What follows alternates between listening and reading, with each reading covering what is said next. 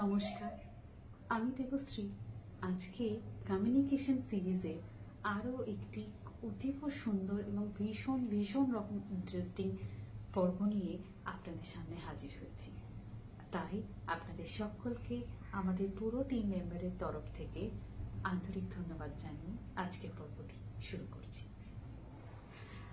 আগের পর্বে আমরা ভার্বাল কমিউনিকেশন এবং নন ভার্বাল কমিউনিকেশন এই দুটো ব্যাপারে কথা বলেছি এবং উপলব্ধির ব্যাপারেও আমরা আলোচনা করেছি।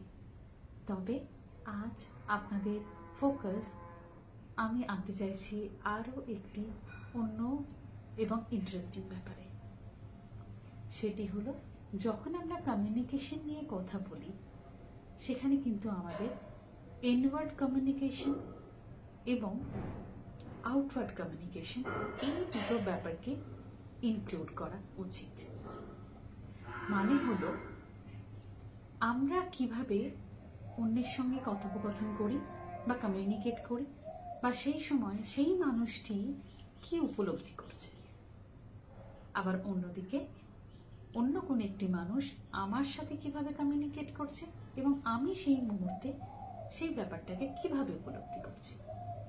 এবং আরও একটি অত্যন্ত গুরুত্বপূর্ণ ব্যাপার, যেটির ব্যাপারে আমরা বারবার আপনাদের আঙুল দিয়ে দেখিয়ে এসছি, আলোকপাত করে এসছি, সেটি হলো আমরা কিভাবে নিজেদের সাথে কথা বলি, আমাদের সেলফ টক।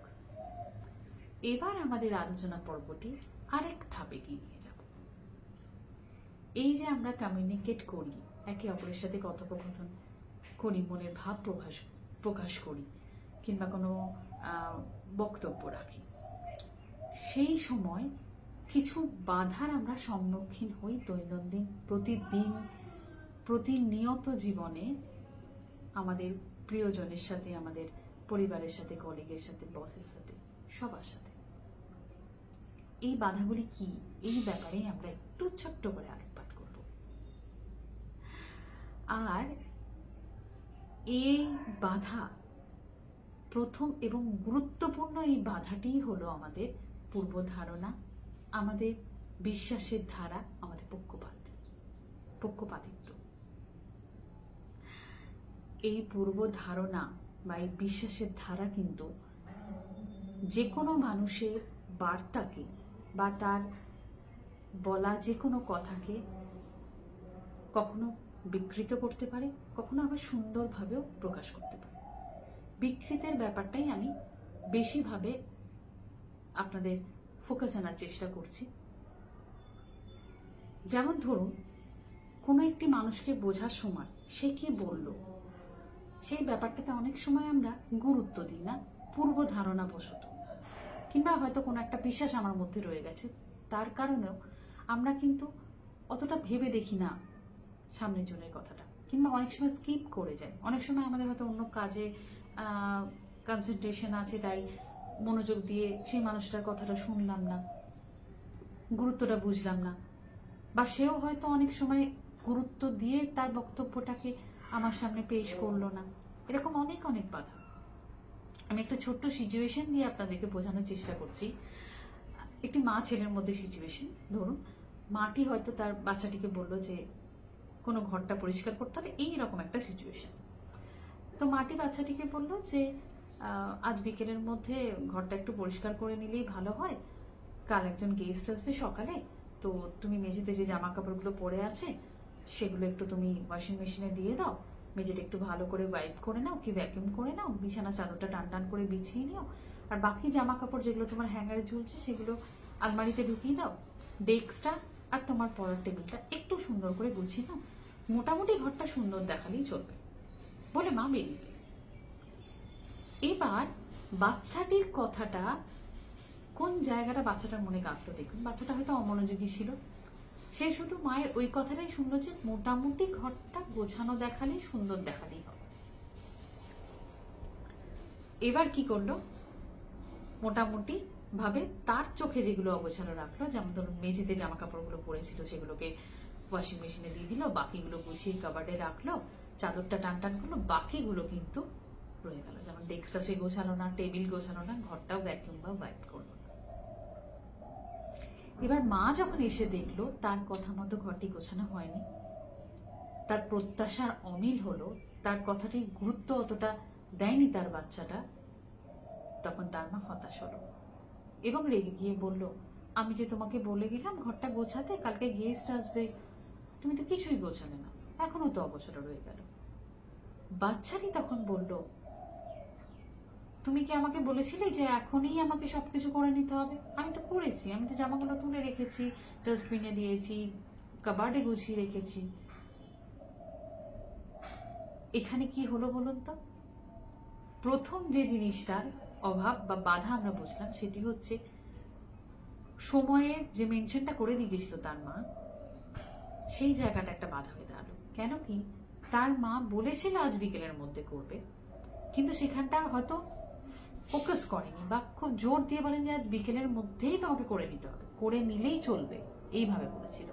তাহলে বাচ্চাটা গুরুত্বটা দিল না, সময় সম্পর্কে অতটা সচেতন হলো না। আবার গুরুত্বের ভুল ব্যাখ্যা। এই যে মা গুরুত্ব দিয়ে কথাটা বলেছিল যে ঘরটা গোছাতেই হবে, গেস্ট আসবে, অগোছালো যেন না লাগে, হ্যাঁ কাল সকালে মানুষজন আসবে, দেখতে খারাপ লাগবে, তো এই যে গুরুত্ব, এই যে কথাটার গুরুত্ব যে ঘরটা গোছাতে হবে, এটা ইম্পর্টেন্ট, তাতে যা কিছু অগোছালো আছে সব পরিষ্কার করতে হবে, এটা ইম্পর্টেন্ট, এটা কিন্তু এতটা গুরুত্ব দিয়ে বাচ্চাটা দেখেনি কিংবা শোনেনি। কেন কি, বাচ্চাটা মায়ের কথাটার গুরুত্বটাকে অতটা ভালো করে বোঝেনি, কিংবা সে অমনোযোগী ছিল, তাই কথাটা ভালো করে শোনেনি, তাই বাকি কাজগুলো স্কিপ করে গেছে। সে শুধু ওই কথাটাই মাথায় রেখেছে যে ঘরটা মোটামুটি গোছানো সুন্দর দেখানি হলো, ব্যাস, বাকি কথাগুলোর অতটা তার মধ্যে ফোকাস আনেনি। আরেকটি বাধা কি হলো, প্রত্যাশার অমিল হলো। মা ভাবলো আমি যেমন বলে গেছি তেমনি করে রাখবে, বাচ্চাটি ভাবলো আমি তো গুছিয়ে রেখেছি, তাহলে মা খুশি হবে, দুজনেরই প্রত্যাশার অমিল হলো।